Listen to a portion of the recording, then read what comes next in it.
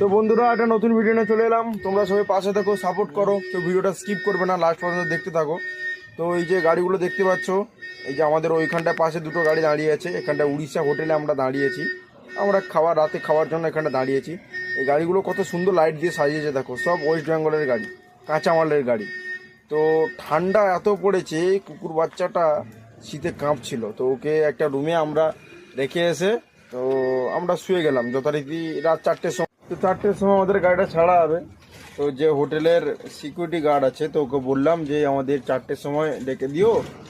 তো আমরা 4টের সময় গাড়িটা ছেড়ে দেবো। এইখান থেকে আমাদের দুটো গাড়ি আছে, পরপর আমরা গাড়ি ছেড়ে দেবো, চলে যাব। কারণ আমরা রাতে গাড়িটা ছাড়লাম না, কারণ প্রচুর কুয়াশা, ওরা বুঝতে পারছো না।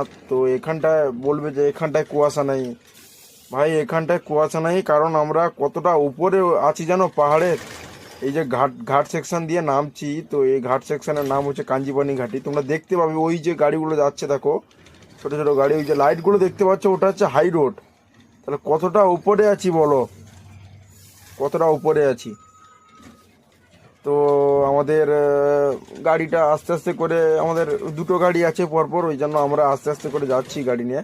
তো আমাদের বললাম যে আমাদের যে গাড়িটা পিছনে আছে বললো যে আস্তে আস্তে চলো ভাই।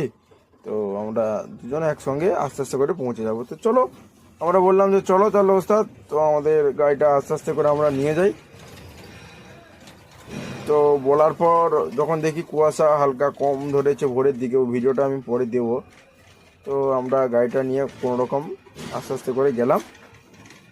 তো আজকের ভিডিওটা এই পর্যন্ত, পরের ভিডিও আমি খুব তাড়াতাড়ি দিয়ে দেবো। তোমরা সে ভালো থেকো, সুস্থ থেকো, টাটা।